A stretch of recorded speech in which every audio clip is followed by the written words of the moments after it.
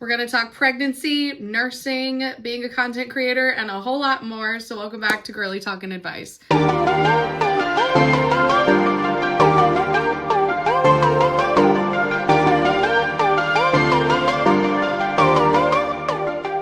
I'm so happy to be back doing one of these with you guys. I love these little girly talking advice videos. I don't think I've done one of those since like the beginning of December because you girls have been sick. It turns out the pregnancy immune system is absolute garbage. And so I got sick twice between Christmas and then y'all know, if you follow my other socials, that I had a 3-week stint of bronchitis that just about took me out. So I'm finally doing better. So I'm getting back into the swing of recording YouTube videos for you guys, which is really fun. And so I have not done a girly talking advice video in like a hot minute, and I love these. I feel like it's like a mini podcast episode. I podcast with my husband, which is Across the Couch with Kyle and Nicole on Spotify and Apple Podcast. If you're not currently listening, you should be. And I love doing that, but I feel like this feels like it's for the girls, you know, like where we can just like talk about girly topics, hence girly talking advice. I just love doing this with you guys. So hopefully you enjoy it too. Thank you to all of you who put in your little questions on my little question box on Instagram stories. That's where I ask you guys what questions you have. So make sure you're following me on Instagram so that way you see it when it pops up on my stories. So thank you to all of you who asked questions, things you wanted advice on. We've got like a couple different like themes going here. So I'm gonna kind of do them one at a time. I've got a bunch of questions about nursing, about being pregnant in your 30s, about transitioning careers, and then some other just like social questions about like losing my mom and grief and about boundaries. So we've got like a lot going on here, but I kind of wanted to touch on everything. I think the first topic I want to go with is nursing. If you didn't know, I was a PICU nurse for almost 10 years. I'm currently away from bedside nursing, but I have a long history in nursing. It was the only job I ever wanted to have. It was like one of my greatest dreams. So I still love to talk about it. And pediatric ICU holds a special place in my heart. I also did pediatric cardiac ICU. That was where I first started, and then transitioned into the general pediatric ICU. So I love the tiny humans. And like I said, I still really love to talk about it. So I love when you guys ask about it because I do miss it. My life has transitioned and we'll talk about that, but I love talking about it still because I know so many of you guys are nurses or want to become nurses, and I just love like getting to share that love with you guys. So the first question is, how did you get the courage to leave bedside nursing besides medical stuff? It's a struggle. Yes, it is.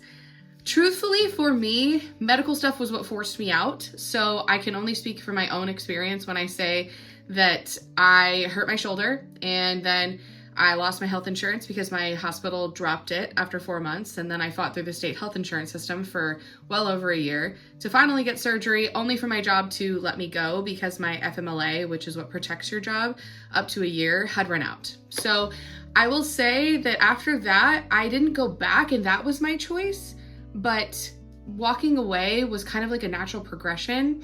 I always say that my shoulder injury was kind of one of the best blessings to happen to me because I think that it would have been really, really hard for me to walk away, which is why I very much understand this question because it's something that's like so ingrained in who you are. Like being a nurse is a part of like my personality, truthfully, and I think that it always will be, even when I'm not working bedside, because it's part of you.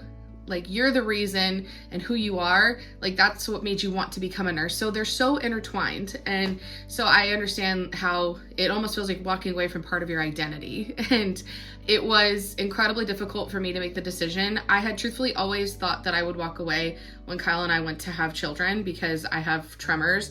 And I knew that if I was still working in a high stress environment like the PICU, my tremors were only going to be like they're at their worst. And I knew I was going to have to become unmedicated, which is what allowed me to do my job with my tremors in a high stress environment. And I knew that when I wanted to have a baby, though, I was going to have to become unmedicated. And so I knew that once we started to have a family, I was going to have to walk away. That being said, I knew that when that moment came, it was going to be almost impossible because, like I said, it's a part of who you are. And I guess my greatest advice is that, you know, it will always be there. Like, I know that I can always go back. It will always be a part of me. You're never going to feel like you helped enough people. Like that for me, knowing now that I won't go back to nursing in the capacity that I once did, I don't see myself being in a hospital anymore doing the ICU. And I think that there's a piece of me that would have stayed solely because I thought, like, well, what if I need to help more kids? Like, what if I need to be here for another kid or another family? But truthfully, like, you're never gonna feel like it's enough, and you're never gonna feel completely fulfilled, because like I said, it's entirely a part of you. Like, being a nurse is intertwined in like your personality and who you are. And so it's never gonna feel right to walk away, because it feels like you're walking away from a piece of you. And I think that that's only natural, but like I said, it will always be there. So you can always go back. And I know that I can always go back if I so choose. And that allowed me the ability to choose not to go back easier, because I thought, well, like, when I want to go back, I can. And if I don't want to, then I don't have to go back in the same capacity. And the other thing that I liked to think about was that you can be a nurse in like 50 different ways. Like, there's so many different ways to be a nurse, and you may never know how you're gonna feel the most fulfilled until you actually enter into a role that, like I said, you maybe never even thought of, and all of a sudden you fall in love with it. And I thought about that a lot when I walked away, because I thought, you know what, even if I never go back to the ICU, I could go back to another area of nursing and maybe I'll love that even more. But I'm doing myself a disservice by never trying. And honestly, if you're burnt out, you're doing nobody any good by staying. So I always told myself, like, it's best for me and best for my patients if I'm feeling like I'm at the end of my rope to walk away.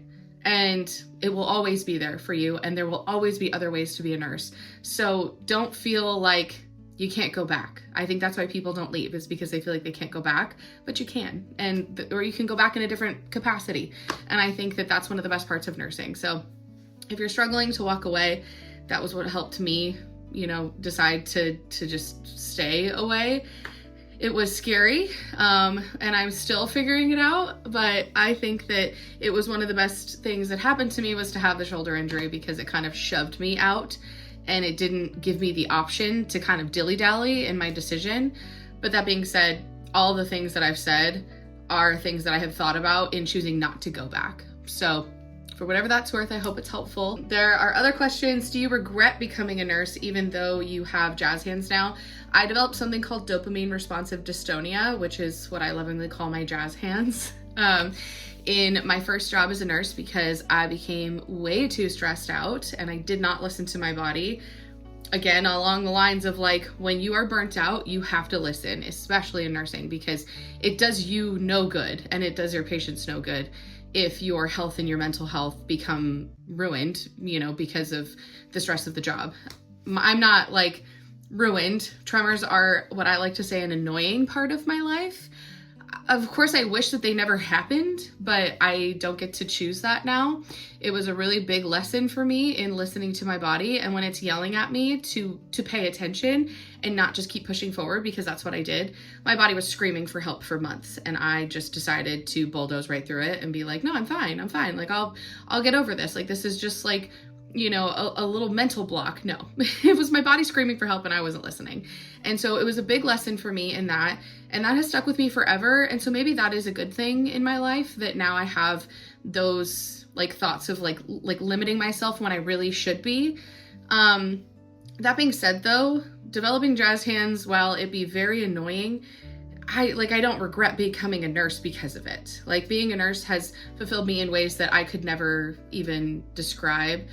It was one of my greatest life dreams come true. And so there's no piece of me that has ever regretted becoming a nurse in any capacity, regardless of whether or not it left me all jazzy. And that's something I'll have to live with for the rest of my life. But I think that a lot of nurses, injuries or not, will say that they don't regret becoming a nurse, because for so many of us, like, it's a part of who we are. And so for me, like, I don't regret and stepping into a piece of who I am, if that makes sense. So not at all. I would never regret it. The next question is, will you work as a nurse again after baby boy has arrived? I can't wait for baby content. I will not go back to nursing in the same capacity as I was before.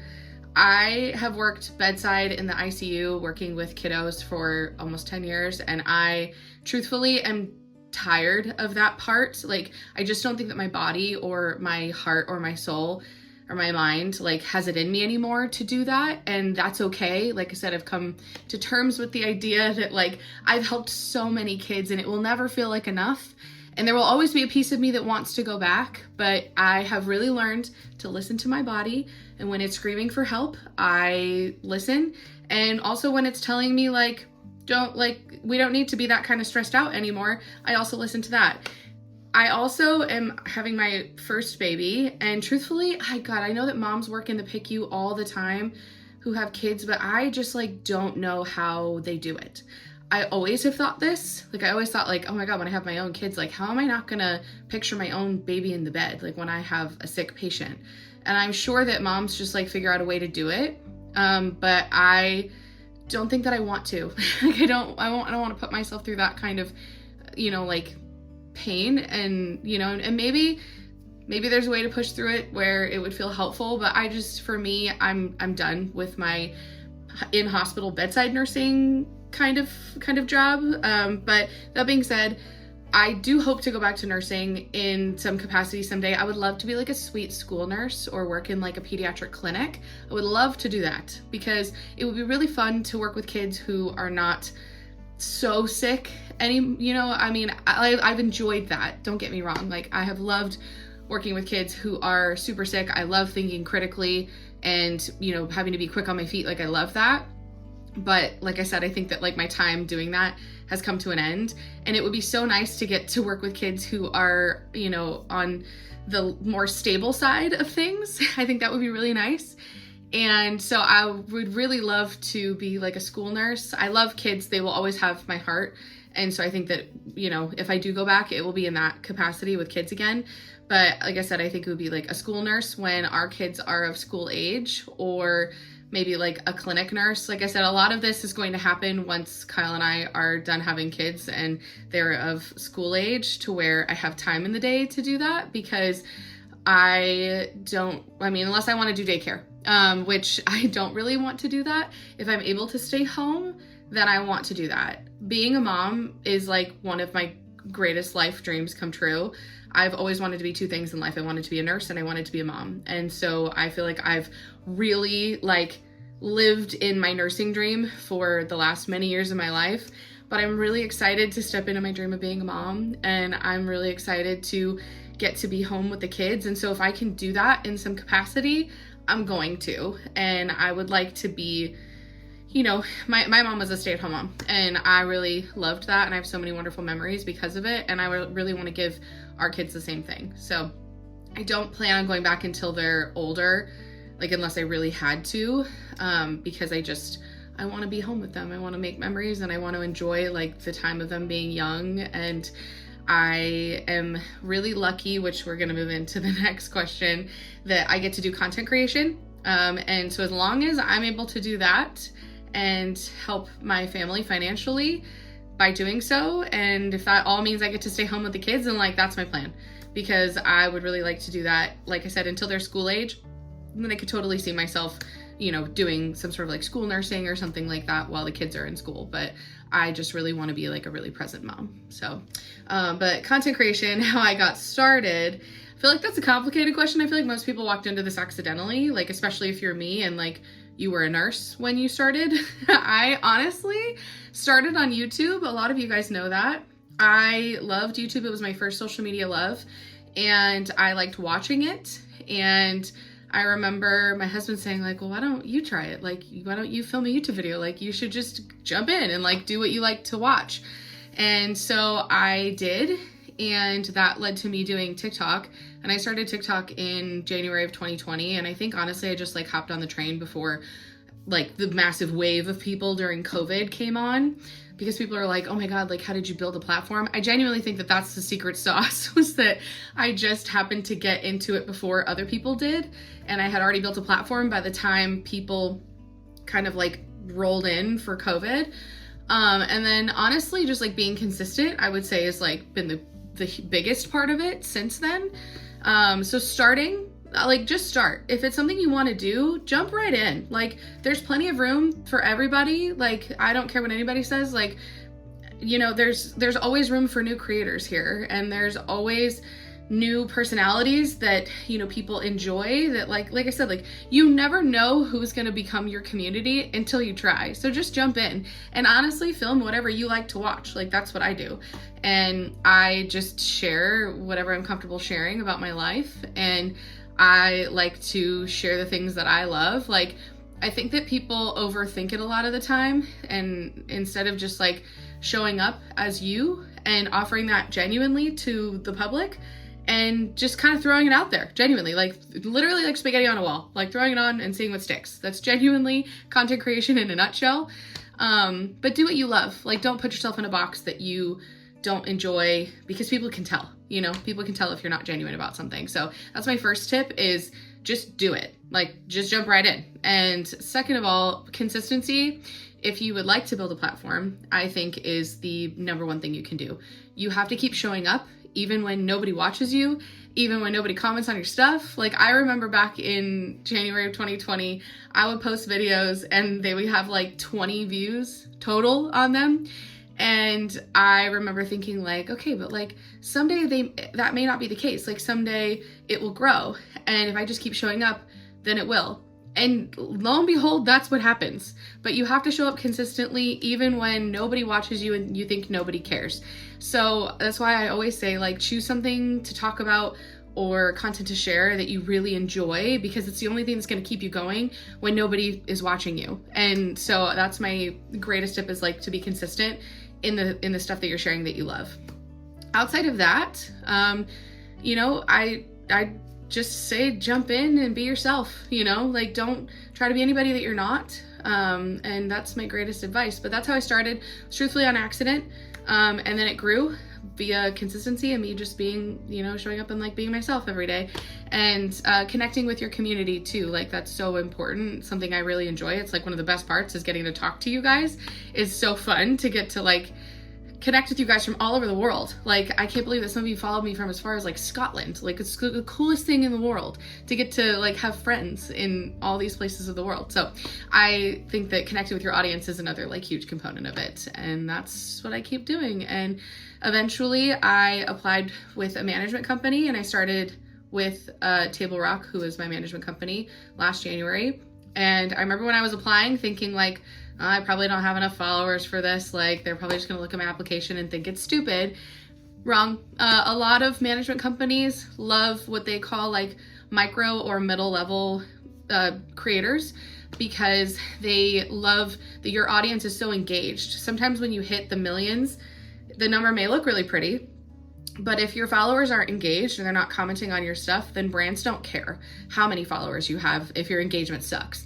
So you may have a small following and think that you don't have any business like working with brands or having a management team, but it turns out you do, because brands love communities with really engaged followers. So if you can build that community and you can kind of showcase that, then management companies will want to work with you. So never discount yourself. Always know that like you are probably doing better than you think that you are. And I remind myself of that consistently. So just jump right in and give it a go. If it's a dream that you have, then go follow it. Okay, we're gonna jump into pregnancy. I got 2 questions. Number 1, what are you naming your baby? This is a top question.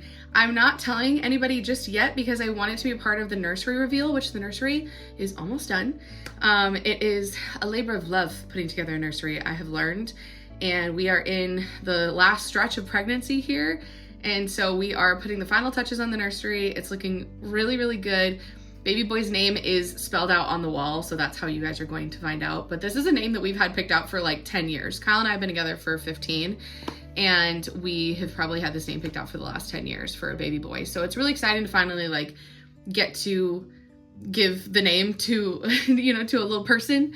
Very exciting. And we are both in love with the name. And that's all I'm going to say about it, because the rest of it's a surprise. But we are really excited to share with you guys and get to tell you. So it's coming, but the nursery is like almost done. And then as soon as it's done, then I'll be able to show you guys and you'll get to know the name, which is really fun. I'm excited to share with you guys. This was just like advice in general about being pregnant in your 30s. I was like trying to narrow down like what I wanted to say about it. And the only thing that I could think of is that I was actually really happy that I waited this long to become a mom. And I say that because life in your 20s is crazy, but you're changing so much and you're still kind of becoming who you are. And I feel like by the time I hit my late 20s, I really felt like I stepped into like who I am, and I kind of felt like the selfish part of me started to leave a little bit, and that's so critical in becoming a parent. You have to, have felt like you fulfilled your own dreams, at least to a certain extent. And if you can, obviously, which is why I'm really glad that we waited to have kids, because Kyle and I both got to chase our dreams, go to college, get to do what we wanted to do, have selfish time, go to Stagecoach and like stay up all night and have a really good time, like, just to get to enjoy each other and enjoy like our time alone. So I'm not sorry that I waited as long as we did, even though some of it wasn't my choice due to like medical reasons and my jazz hands and like walking away from nursing and stuff like that. But I think that all in all, like, if I had it to do over again and my jazz hands weren't a thing, like I still would choose to wait. And so I'm happy to be pregnant in my 30s. Like I like don't want to have like 10 kids, because I think if you do, being pregnant in your 30s is probably not the best thing, because your clock is ticking or whatever. I try not to think about that because everybody's different, and you never know what's going to happen. But I am happy to be pregnant in my 30s because I think I've like taken good care of myself, and I feel really healthy, and I feel ready to carry a baby and to be a mom and to be an active mom and stuff like that. But I feel like I've gotten to really like get the selfish part of my life out of my system all at the same time. So I feel like this is like a good sweet spot. So if you are like in your early 20s and you feel pressure, please don't. Like, it's okay to wait. Like, it's totally okay. And honestly, I'm glad that I did. So I am really looking forward to this new chapter of our life. I think that Kyle and I and our marriage is in a really wonderful place to be parents. Like, I think we've always talked about having kids, like since maybe, I don't know, 6 months into dating. Like, we just knew that we were going to be together.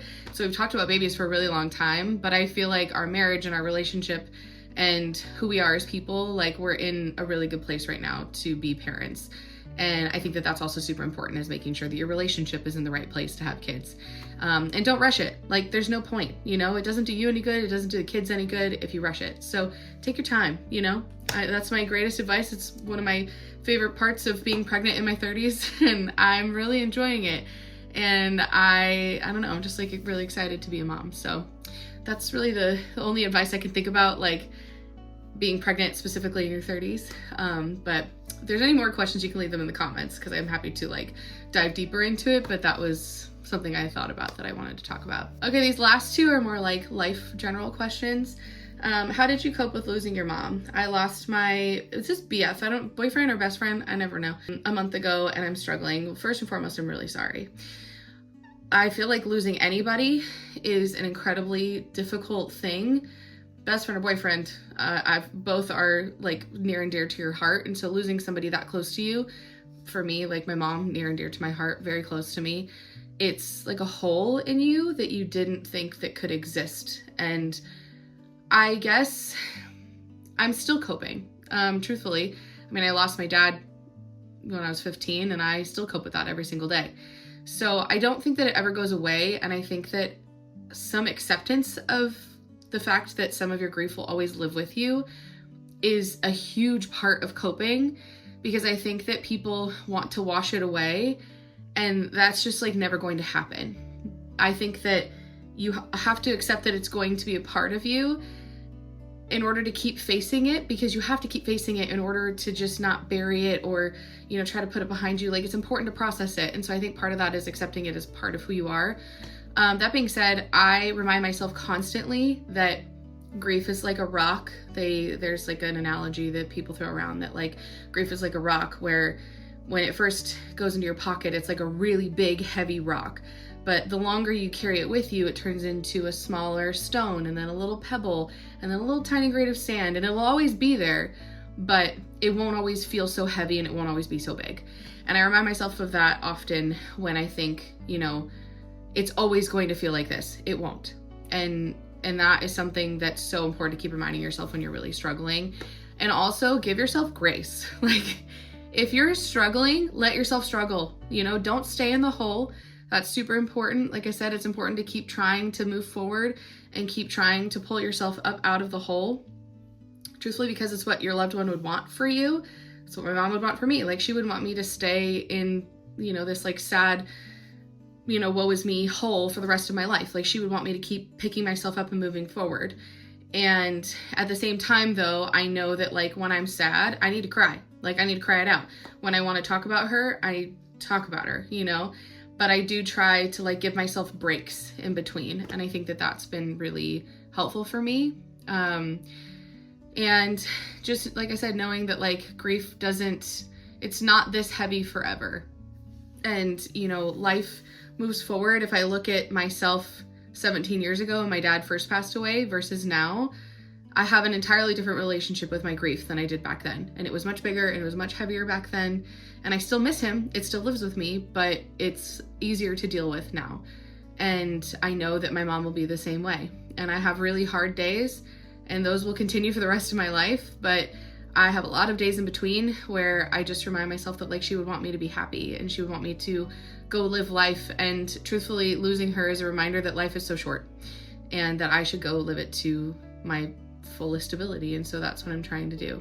And so I hope that any of that is helpful to you. And I'm just really sorry, because there's never any words that you can say to somebody when they lose somebody that important that feel like enough. But I hope that any of those bring you any kind of comfort, and just know that you're not alone and I'm here with you. Okay, our last question is struggling with boundaries. It feels mean, but I now know it's necessary. Any advice would be great. Hugs. Well, hugs right back to you, because boundaries and setting boundaries with other people is really hard. And I know this because my entire immediate family have all struggled with addiction. And so I have had to set boundaries with my own immediate family more times than I can count, because truthfully, at the end of the day, my greatest advice is you are the only person that can protect your own peace. Nobody's going to do that for you. And as hard as that is, and as many difficult decisions you're going to have to make to be able to do that, you're the only person that can.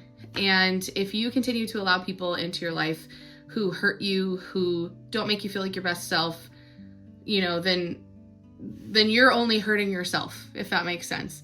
And so I always remind myself that setting boundaries protects me at the end of the day. It's not selfish, it's self-preservation. You know, it keeps you afloat, and that's okay. And sometimes boundaries don't have to be permanent. Sometimes they can be temporary, but regardless, when you feel like they're necessary, set them.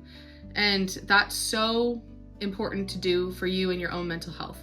And I have been able to lift boundaries with, you know, family members and even friends, you know, and it feels good to know that like I did the right thing for myself in the time that I did, whether those boundaries are permanent or not.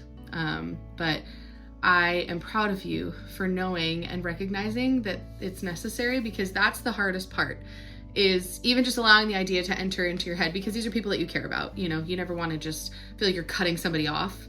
But having the thought of like, oh, well, this isn't like the healthiest for me, and I feel like I'm hurting and my life is being impacted negatively because of this person's influence in my life, like recognizing that and seeing that a boundary probably needs to be set, that's the hardest part, you know? So you've already unlocked that part. So kudos to you. And now you just have to enact it. And like I said, it doesn't have to be permanent, but you are the only person who's going to protect you at the end of the day. So you got to do it. It's really important, even though it's hard.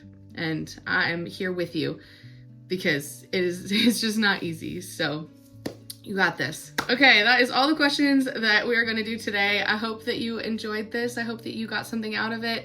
If there are any other topics I didn't cover, please leave them in the comments. I'm always happy to do more. And I may release this on our podcast channel too, just because I like for you guys to have the ability to just listen to it if you want to. But outside of that, I hope that you enjoyed. Please make sure you give it a thumbs up if you did, and don't forget to subscribe so you never have to miss my face, and I'll see you in the next one. I love you. Bye.